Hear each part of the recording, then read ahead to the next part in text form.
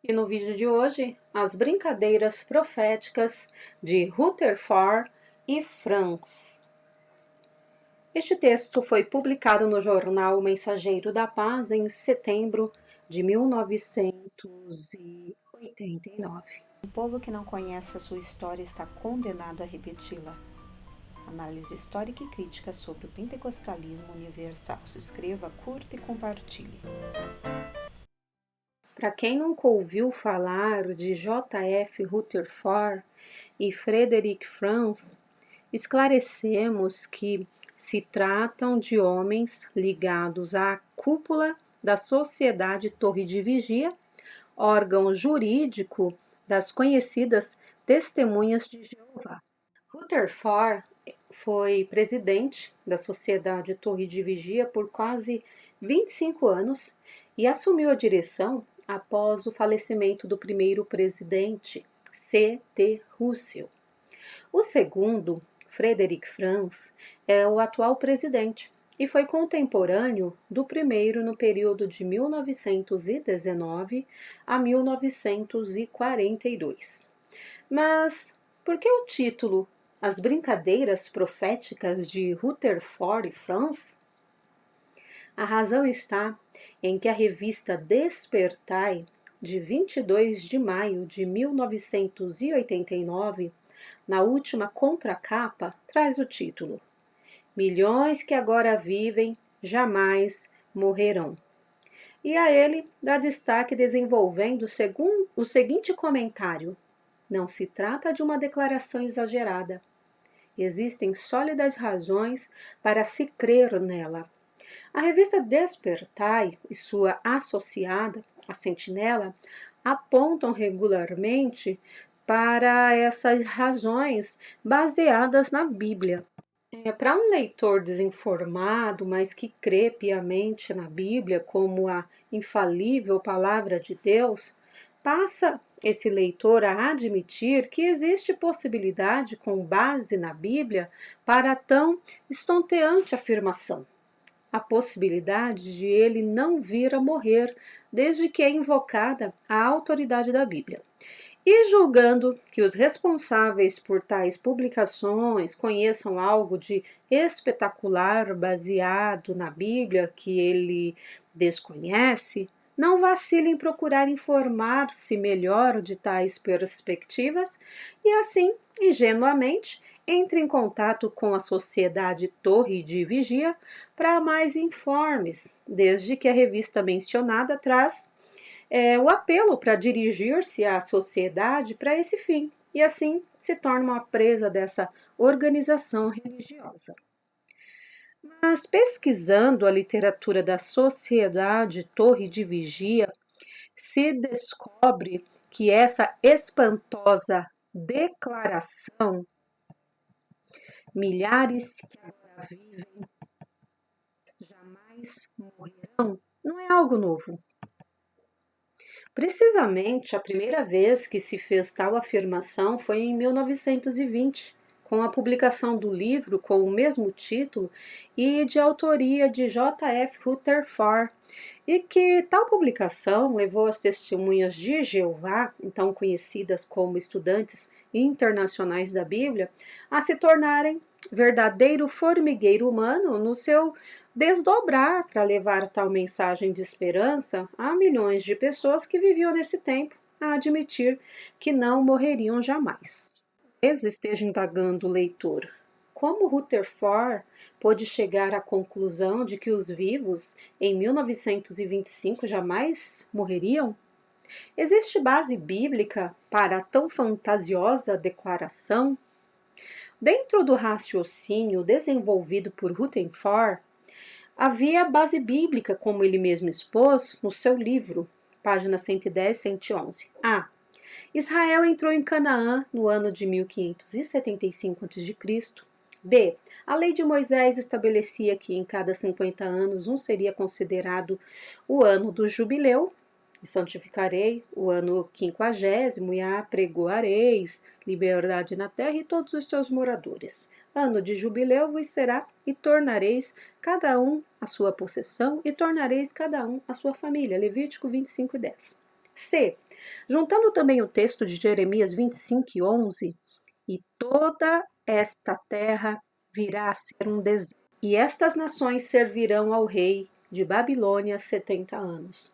Fez em seguida um simples cálculo: 50 vezes 70 igual 3.500 anos. Tirou deles 1.575 anos, chegando como resultado a 1925. Pois bem, no ano de 1925 deveria acontecer algo excepcional: a ressurreição corpórea e visível dos homens santos do Antigo Testamento e, consequentemente, o milênio de Jesus na Terra, não morrendo jamais nenhuma pessoa viva naquele ano de 1925.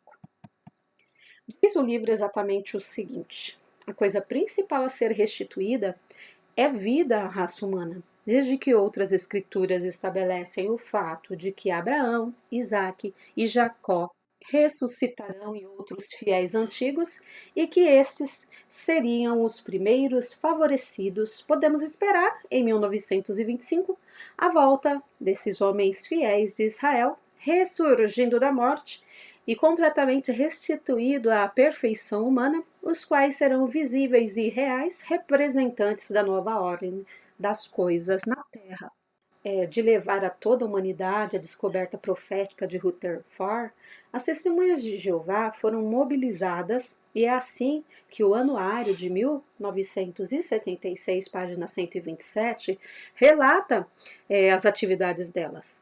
Anúncios dos jornais e em tapumes para cartazes com as palavras "milhões que agora vivem jamais morrerão" foram usados para trazê-lo à atenção do público. Tão extensiva era a campanha que o lema tem sido lembrado através dos anos. Mas o ano 1925 chegou. O que aconteceu?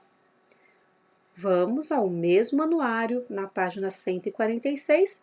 Eis o que consta. Veio e foi-se o ano de 1925. Os seguidores ungidos de Jesus ainda estavam na terra como classe.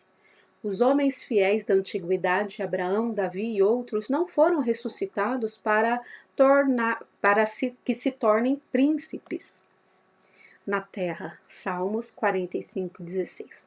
Assim como recorda Anna MacDonald, em 1925 foi um ano triste para muitos irmãos. Alguns deles tropeçaram, suas esperanças foram despedaçadas.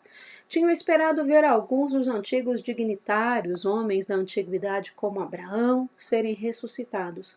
Ao invés de isso ser considerado uma probabilidade, leram que era uma certeza e alguns se prepararam para seus próprios entes queridos na expectativa de sua ressurreição. Na verdade, o que J.F. Rutherford havia afirmado era só uma probabilidade? Claro que não. Tanto era certeza que a Torre de Vigia comprou uma casa em San Diego, na Califórnia, Estados Unidos, para recepcionar os hóspedes apontados, Abraão, Isaque, Jacó, Davi, entre outros. Deu à casa o título de Bet-Sarim, ou Casa dos Príncipes. Agora, em 22 de maio de 1989, se repete a mesma brincadeira, porém, por conta do atual presidente Frederic Franz, que em 1920 já era auxiliar de Rutherford, dando palestras e provando pela Bíblia o acerto dos cálculos do seu predecessor. Então houve uma debandada entre os jeovistas por causa da falsa profecia de Rutherford, e o livro Seja Feita a Tua Vontade na Terra, página 312, relata o decréscimo de assistentes na maior reunião de testemunhas de Jeová, que é a celebração da refeição noturna do Senhor. Em 1922, 32.661 assistentes. Em 1923, 42.000. Em 1924, 65.105, em 1925, 90.434 e na reunião de 27 de março de 1926, só tiveram presentes 89.278 pessoas. E por que se retiraram da sociedade torre de vigia tais pessoas? Porque reconheceram que a sociedade, embora se arvore em canal de comunicação de Deus com os homens, não provou tal condição. E dizem as testemunhas: é verdade, houve aqueles que, em tempos passados, predisseram um fim de mundo, até mesmo anunciando uma data específica. O fim não veio. Eram culpados de profetizar falsamente. Por quê? O que estava faltando? Faltava a plena medida da evidência exigida em cumprimento da profecia bíblica. E a torre de vigia dá ótimo conselho quando isso acontece. Retirar-nos da organização religiosa que se mostra falsa, pois não se agrada Deus de testemunhas falsas. E por que repetem as testemunhas a falsa profecia de 1925? Esclarecem elas. Um falso profeta não se corrige. Ele persiste em proclamar um parecer errado, mesmo quando sabe que está errado. 5 de 63, página 278. É o caso de Frederic Franz, que apoiava as profecias falsas de Rochefort e agora as repete, mesmo Nathanael Rinaldi, Jornal Mensageiro da Paz, setembro de 1989. Porque nada podemos contra a verdade, senão pela verdade. 2 Coríntios 13:8. Se inscreva, curta e compartilhe. Análise histórica e crítica sobre o pentecostalismo universal.